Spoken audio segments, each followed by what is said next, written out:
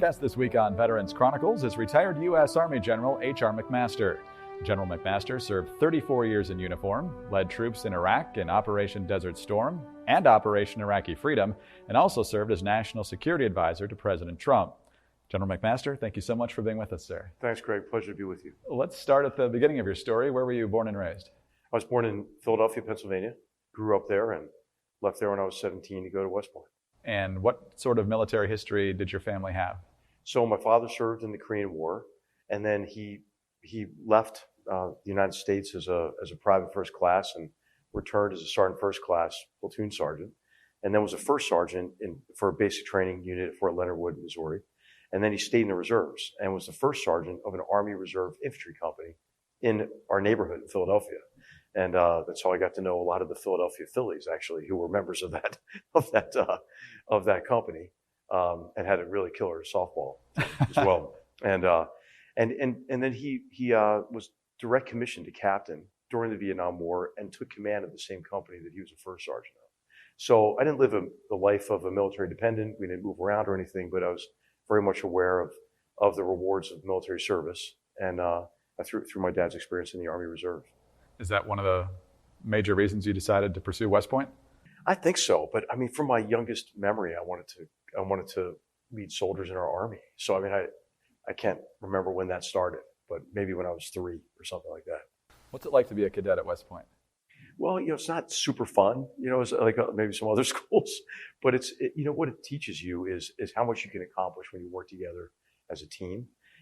West Point's very challenging curriculum, so you learn very early the need to prioritize efforts. You have to learn how to study, how to think, read, write in a way that's effective and efficient as well with your time. That's really important.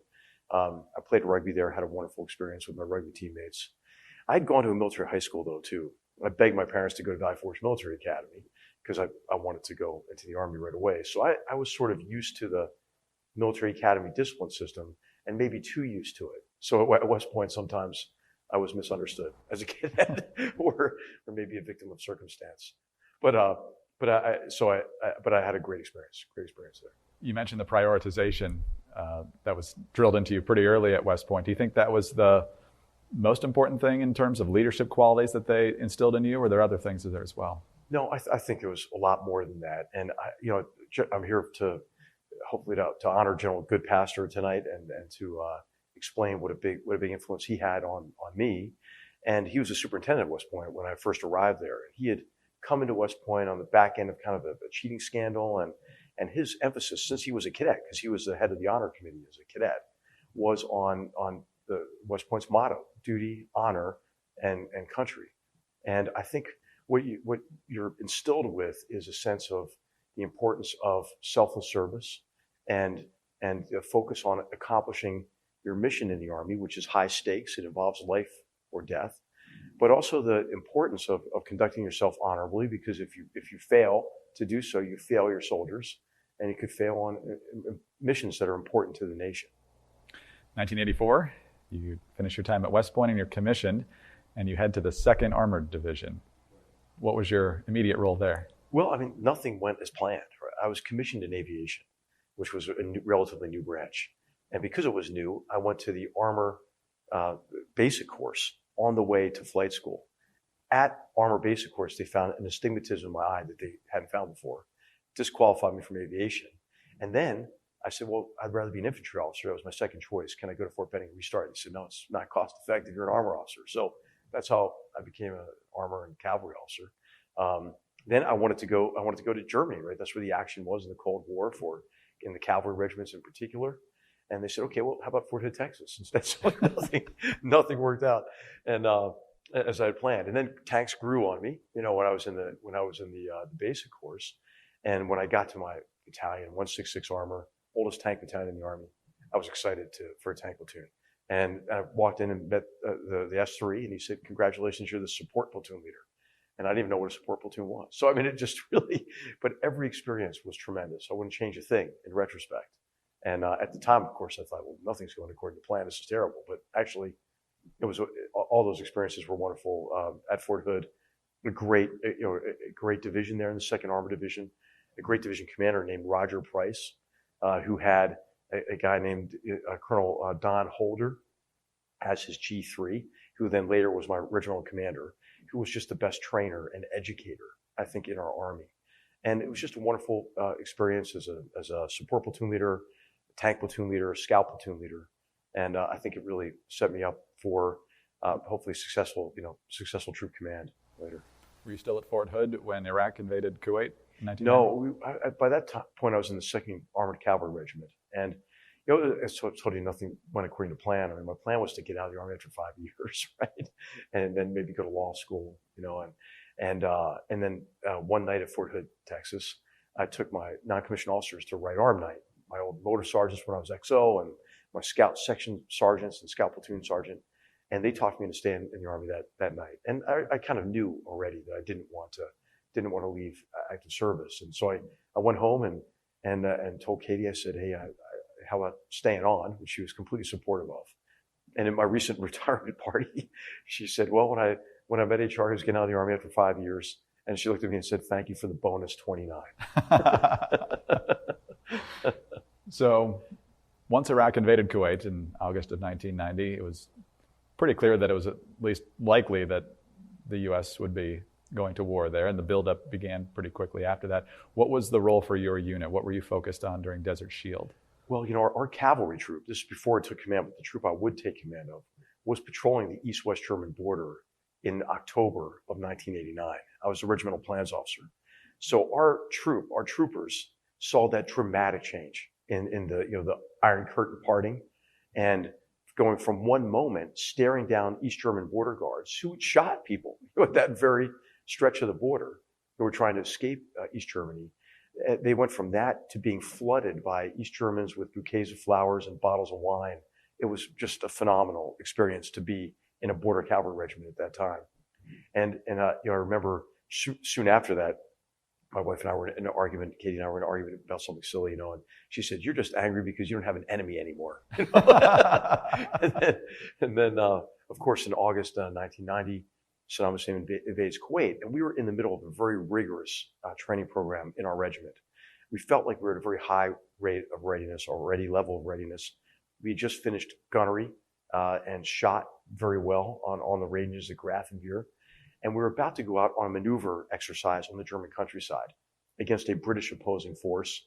And that was the day we were about to roll out. We were doing a rehearsal exercise on a basketball court.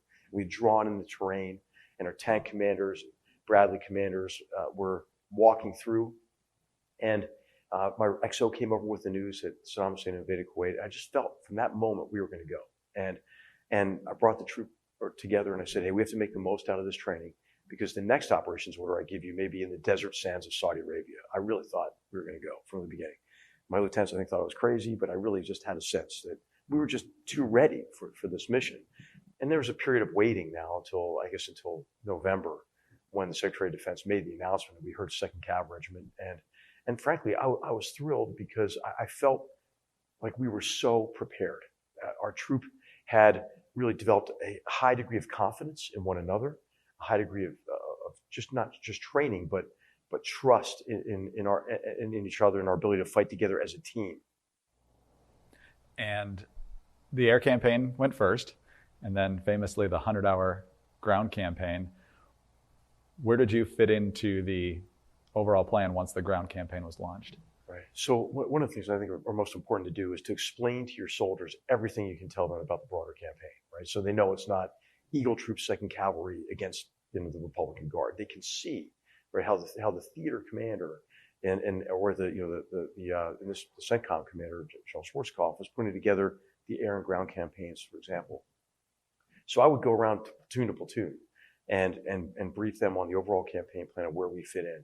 And essentially, we were part of a regimental offensive covering force, which is an offensive security operation aimed to ensure the freedom of movement and action of the main body to prevent their premature commitment of the divisions that were moving behind us. Our mission was to find the Republican Guard main defenses, through our development of situational understanding and sometimes going close combat, to determine where they were strong, where they were weak, isolate their strengths, and then help pull those divisions, almost like fire and forget missiles, into weakness, so they could destroy the Republican Guard. And that was our mission. You became well known for a tank battle known as 73 Eastling. 9 tanks, I think, you had against at least 28 that you took out. Explain how the two forces converged and how you were able to be so successful. Well, we had 9 tanks and 12 Bradley fighting vehicles, 2 mortar squads, and as I mentioned, we were conducting this offensive covering force. Our movement was halting on the 26th of February, 1991, because I think Regiment was trying to control our advance, and I learned kind of in retrospect to keep us out of close combat with the Republican Guard main defenses. But what happened on this day is, first of all, the night before it was just driving rain, pouring rain. That was replaced in the morning by heavy fog. So visibility was very limited by the fog. And then as soon as the fog lifted, a sandstorm started. And so our visibility was limited. And we were in what appeared to be a featureless desert. We had no maps of the area. We had this new thing called a global positioning system. We had 3 of them in our cavalry troop. But we were essentially navigating by dead reckoning because those GPSs would go out. We didn't realize that we were paralleling a road around which the Republican Guard Talakana Division had organized this defense. Of course, the Republican Guard, not knowing we had this thing called GPS, thought, okay, they're going to have to parallel this road or they're going to be hopelessly lost in this featureless desert. And so they organized their defense, what we call a reverse slope, on the backside of an imperceptible ridge in the desert. And so as we were paralleling this road, not knowing we were paralleling a road, we came upon a barracks area. It had been a Republican Guard training area where they shot gunnery. They knew the terrain extremely well. And this division, these 2 divisions really, were given the mission of defending, oriented to the west where we're coming from, to buy time for the other forces to be able to pull out of Kuwait, to be able to escape Kuwait. And we were first fired on by these buildings. We suppressed those buildings with tank main gun fire, gave a troop fire command, and all 9 of our tanks fired simultaneously high explosive rounds into that barracks area.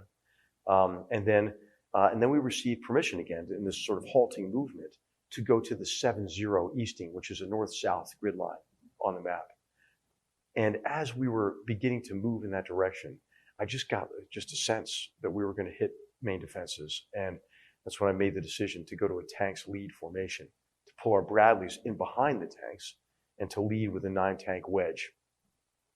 And just as my tank was cresting this rise, our scout on the far north, the left of our formation, identified a hot spot. This is Sergeant David Lawrence, who I served with at Fort Hood in my scout platoon. He was quite a character. And he said it was Gunner Bradley Feltman, who went on to be a command sergeant major, wonderful sergeant also. What do you think that is? He said, I don't know. He said, well, let's put a tow missile into it. So they fired a tow missile into the tank and identified it as a tank as the turret was rended from the hull and thrown into the air.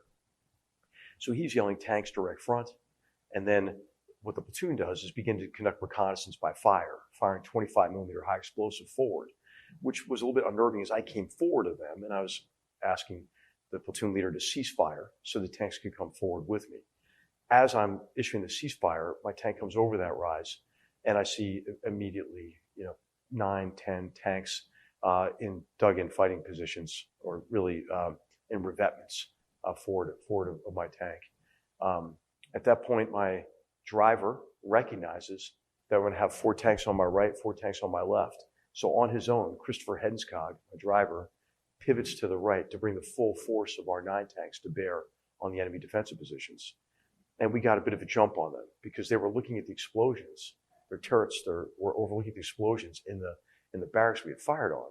And that gave us just enough of a jump. And so by the time the other 8 tanks come over, we had already destroyed 3 of the T-72s.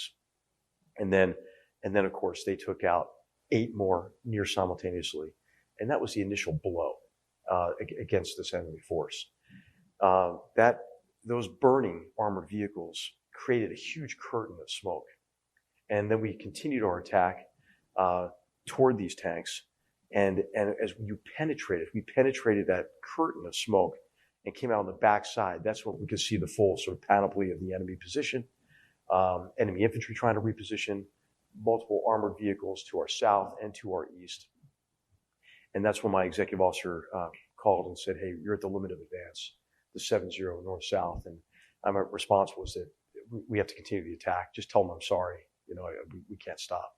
If we had stopped, I think it would have given this enemy force a chance to orient on us. We had to jump on them. And so we continued our attack for 3.5 additional kilometers. We wound up at the 7.3.8 easting on top of a ridge.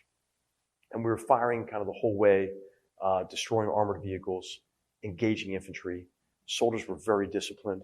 Oftentimes, pockets of these infantry would hold their hands up to surrender.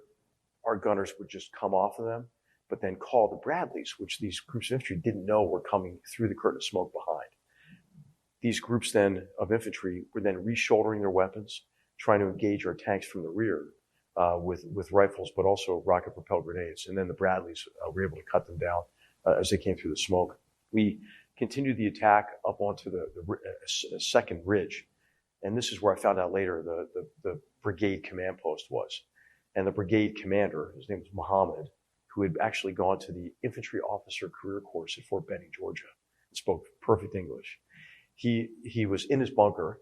He heard the explosions or initial firing. He thought it was an air raid, so he ran into his bunker. Then one of the soldiers ran into yelling tanks to him. He came out, and by the time he came out, his whole formation was on fire, and we were advancing toward him. So he ran to get his reserve initiated, 18 T-72s in a circular formation. As they were starting their engines, those tanks, my tank crested the rise and entered their 18 tank coil. And from there, engagements were very close range, like 300 meters, which is like a knife fight for tanks. I could see the expressions on the individual tank commanders' faces as we were destroying them with anti-tank rounds. You couldn't tell the difference between the gun going off, their tank being impacted, and arcs of blue sparks coming back over our heads from the impact of our rounds. So we destroyed those tanks, and then we halted on the far side of that ridge, and then destroyed everything within the range of our guns, and then consolidated our position there. There were some counterattacks through the night.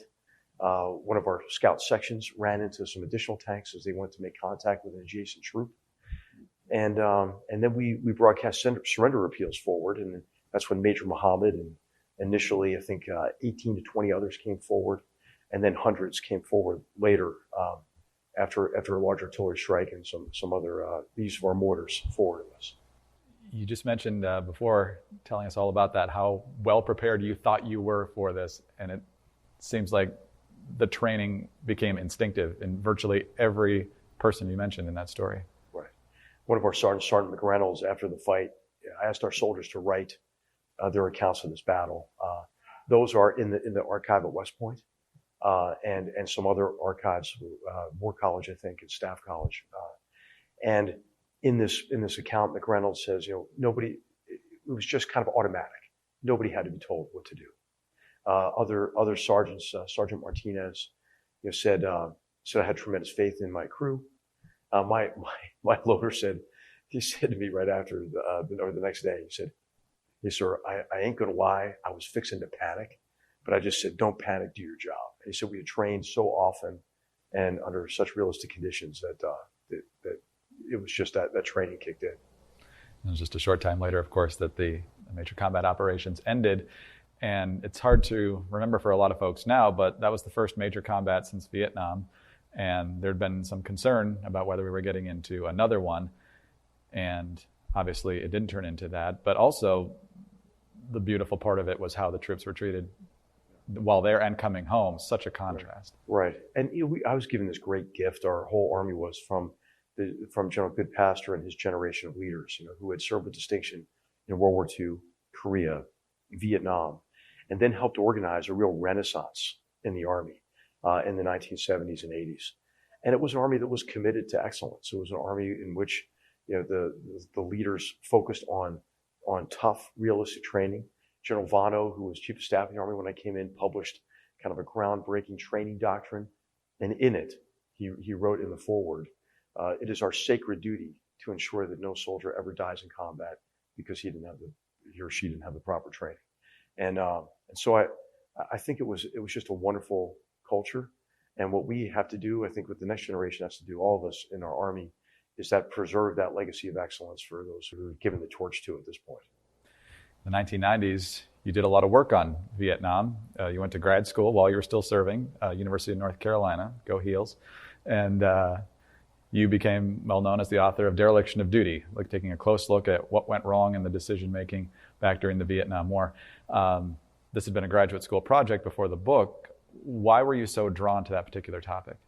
Well, I had tremendous respect for those who fought in Vietnam under the most difficult conditions, and conditions based on, I think, flaws in the strategy for that war that really had leaders and soldiers taking risks and making sacrifices without understanding how those risks and sacrifices were contributing to a worthy outcome, right? An outcome worth those risks and worth those sacrifices. And so I always wondered, how did this strategy develop, these flaws in the strategy develop? How were decisions made that transformed our involvement in Vietnam in the 64 to 65 period from mainly an advisory effort into an American war? And why were we not effective? And I wanted to research really a topic that had to do with military officers' role in providing best advice to civilian leaders and decision makers. And it was really fortuitous that when I began this research, that the 30-year declassification rule was kicking in. And many of the documents previously unavailable to researchers were now available. Oral histories as well. And there are many people who I could still interview, like General Goodpaster, who was kind enough to spend a couple of hours with me, giving me his insights and perspective. So multi-archival documentary research with the opportunity to interview those who really had important perspectives on this historical experience was really a great opportunity. One of the things you talk about in the book, of course, is that the Joint Chiefs were kind of left on the sideline, and almost the president and his political advisors were making more of the decisions. Talk about how that really derailed what could have been a far more effective process. Well, I determined really early that it was impossible to evaluate the role of the Joint Chiefs of Staff in Vietnam decisions, without placing their role in context of all the president's advisors, and certainly the president himself. And I think what was important about the nature of that relationship is that President Johnson didn't want best military advice. What he instead wanted is advice that comported with his predisposition toward Vietnam, which was essentially to view Vietnam mainly as a danger to his domestic political priorities. And so as a result, what you had is the chiefs who were sidelined, but they helped sideline themselves in large measure, in part because they at times compromised their views, you could say their principles even for parochialism, service parochialism. For example, Admiral McDonald, who was chief of naval operations, was facing the prospect of an Air Force Commander-in-Chief Pacific, which had been traditionally the crown jewel of the Navy. It was going to be General Jacob Smart, who was very well regarded across all the services. And Admiral McDonald went in to see Secretary McNamara, and he said, I can't do this to me. I can't be known as the CNO who gave away now Pacific Command. And so McNamara said, hey, well, if you support me on Vietnam and other things, I'll keep it Navy. And Admiral McDonald in his oral history says he was ashamed of himself for that. He said, maybe we were all weak. Maybe we should have stood up and pounded the table at the time. And so parochialism was undercut, I think, the chiefs in large measure. But then over time, they also compromised principle for expediency. And the chiefs believing that Lyndon Johnson would not make the tough decision up front between war and disengagement, or an American war and going back to an advisory effort. What the chiefs did instead was just try to get the first bombing runs off, just try to get the first combat units deployed. And they were confident that over time, they could argue for the lifting of restrictions on the numbers of troops.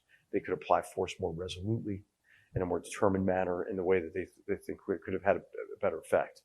But what that did is it prevented any discussion of strategy. In fact, we went to war in Vietnam without a strategy and only considering the next steps, and which tended to then confuse activity with progress in the war. And also these discussions, the way that they were constructed without examining what the full range of capabilities that would have to be deployed, they foreclosed on any discussion of long-term costs and consequences. From there, we moved to 9/11, and then you're back in Iraq, which I'm guessing was more than a coincidence for you. And while you obviously found great success in the tank battle in 1991, a stickier challenge was the insurgency. And the Battle of Tal Afar was really a turning point in a counterinsurgency strategy. You were able to put together a strategy that found success that others had not. What did you understand? What had you studied to make that work? Right. Well, at the end of the Gulf War, our troop went to Al-Nasiriyah. We were the furthest north troop in Iraq at the end of the war. And my experience there over about a month period of time was that we were right in not taking over all of Iraq and not going to Baghdad. My initial inclination was when we got to Tallil Air Base and the ancient city of Ur of the Chaldees, an amazing place. This is Abraham's birthplace, is where our troop command post was essentially. I looked right at the sign, Baghdad, X number of kilometers. Well, we're all here. Why not just finish the job? That's what I thought. But as I interacted with Iraqi sheikhs of the tribes in the south, I realized how fractured and fragmented their society had become under the brutal repression of Saddam. And I also realized that it would have taken a Herculean effort to reestablish governance and rule of law, and to contend with what certainly would be an opportunistic Iran. And so I felt so strongly about it when I came back from Iraq in the summer of 1991. I wrote an op-ed for the Philadelphia Inquirer entitled "Why the U.S. Was Right in Not Taking Over All of Iraq." So as I was watching the invasion of Iraq from a fellowship at Stanford University, really tough duty, and I thought, hey, the most difficult is yet to come. And I wanted to be part of that, to make a contribution.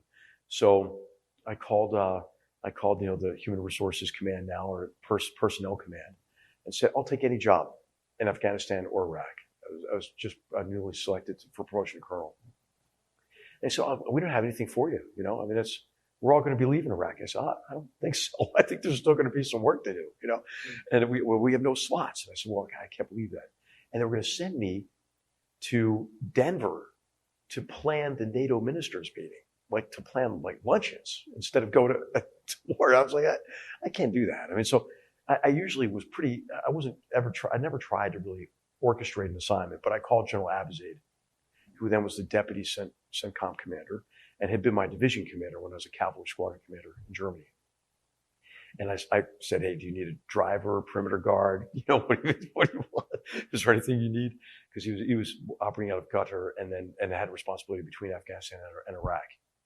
And then he hired me as his executive officer, which was a tremendous experience. He jokingly said to me, HR, you're the worst XO I've ever had. And I said, General, it reflects poorly on your decision that you gave me the job to begin with, because you knew I had neither the organizational skills nor the fawning nature to be a good XO. So he moved me to be his initiatives group, commander's advisory group leader, which was a tremendous education.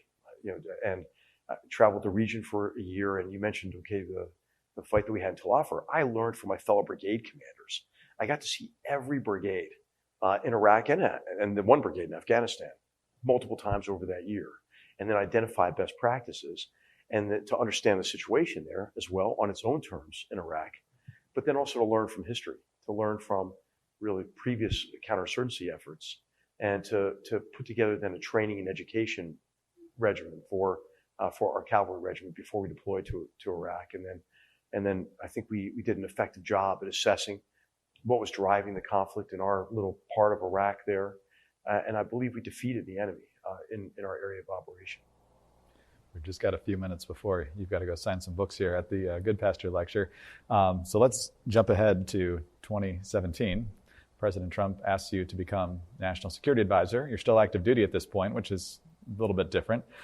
Why did you take the job, and what did you learn about working in a civilian environment while still looking at issues related to national security? Well, it was a tremendous privilege to do it. It was an easy decision to make. I mean, at this point, I've been serving in our Army for 33 years. I had planned to retire that summer, so this was in many ways a bonus round for me to be able to continue serving. And of course, the job is just a phenomenally important job, challenging, exciting, interesting. Again, General Goodpasture was a trailblazer here, being the first executive secretary of the National Security Council staff when he came in with President Eisenhower. And I had the opportunity, to read, think, write, and study national security decision-making, especially in the post-World War II period. So I felt like I was well equipped at least to understand the scope of responsibilities and what a national security advisor should do for a president. And what's unique about the national security advisor position is you're the one person in the national security and foreign policy establishment who has the president as his or her only client. And so you have to be able to do really five tasks well for a president. You have to staff the president, prepare him or her for duties and responsibilities involving foreign policy and national security, all engagements with foreign leaders, for example, phone calls, presidential travel, engagement with congressional leaders on matters of foreign policy, engagement with the media to a certain extent, although I didn't do a lot of that. And then the second task is to run a process that really provides options to the president, right? That coordinates and integrates across departments and agencies and presents the president with options for the greatest challenges to national security. And then once the president makes decisions, to assist in tracking the effective implementation of those decisions. The third task is to help communicate those decisions to the relevant audiences within government, outside of government, on the Hill. The fourth aspect of the job is to try to maintain unity of effort with allies, partners, like-minded countries through the relationship with national security advisors and at times with heads of state, if you have that relationship with them. Sometimes foreign ministers, although the Secretary of State usually does that. And then finally, I think you have to lead an organization, right? You have to provide the National Security Council staff with purpose, motivation, direction. You have to build an organization that's hopefully bound together by common purpose, mutual trust, and an organization that treats each other with respect and feels like people come to work feeling like they can make a difference and they're excited about it. So it's a wonderful position to have. And I think we made some significant contributions in those 13 months. It's a job, though, as you can imagine, you can get used up in a political environment. This was my first assignment in Washington. So this job, I had never even been assigned to the Pentagon. So there were aspects of the job I was better prepared for than others. No one is ever really fully prepared for it. I did talk to every living national security advisor to get their advice. It was super helpful. All of it was helpful. Dr. Kissinger was funny. I said, well, what did you do to organize your time so you could really reflect on complex problems and read and think deeply about something? And he said, in his accent, in this job, you cannot. He said, in this job, you will create no new knowledge. You will consume the knowledge you already have. So I was particularly grateful for the experiences I had in interagency, multinational task forces in Afghanistan, in Iraq, rewriting the Iraq campaign plan with diplomats and intelligence professionals and aid professionals and so forth. And I think that helped significantly. Last question real quick. You had some intense moments during that 13 months, I think particularly of the Syrian airstrikes and also the burgeoning issues with North Korea. Talk about the intensity of coming to a consensus on what to do in a situation like Syria. One of the tasks I didn't mention is to be able to respond rapidly to crises. And I was really proud of the whole National Security Council team and the cabinet, I think, did a wonderful job very quickly clarifying what had happened and then bringing options to the president. As you might recall, there was a high degree of concurrent activity because the president was also hosting President Xi Jinping at Mar-a-Lago. At the same time, we were going through this compressed decision-making process. So what we were mainly concerned about is enforcing the red line that had been drawn in Syria, and that President Obama had drawn, that had not been enforced, that I think had emboldened not only Assad but other actors as well, the Iranians and Russians in Syria. But I think you could say that unenforced red line also emboldened to a certain extent Russia in connection with the annexation of Crimea, the invasion of Ukraine, maybe even the acceleration of Chinese reclamation efforts and weaponization of violence in the South China Sea. So we very much thought this was an important opportunity to highlight to the president not only the risks of action, but also our best shot at what are the risks of inaction. And the need in particular to ensure that, really at the 100th anniversary of World War I, to ensure that the use of chemical weapons don't again become routine, especially any use, but the use to commit mass murder of innocent civilians. So we brought options to the president. I think he made a very sound decision, and then we assisted in implementation and follow up on it. There was, as I mentioned, a high degree of current activity. We had a meeting in the Situation Room. The president asked some good questions, and then we organized a short meeting at Mar-a-Lago as soon as we got there, where we communicated back to the Situation Room, answered his questions. We then ended the BTC, and in a small group, the president made the decision, and then we executed. It was during the dinner with Xi Jinping that I brought the president the note that the strike had occurred and had been successful, at least in terms of striking the targets. And we had dinner. I mean, I missed dessert, but I was there for the whole dinner and everything. And the president leaned over, or maybe on the way out, told President Xi that he had about the strike.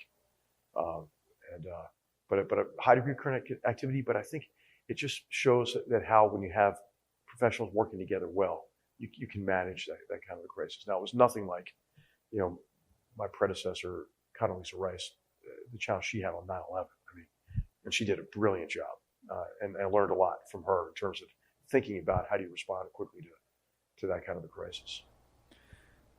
I could continue this conversation for hours, but I know there are other duties to attend to. General McMaster, thank you so much for your incredible service to our country, and thank you so much for your time with us today. Thanks, Greg. It's great to be with you.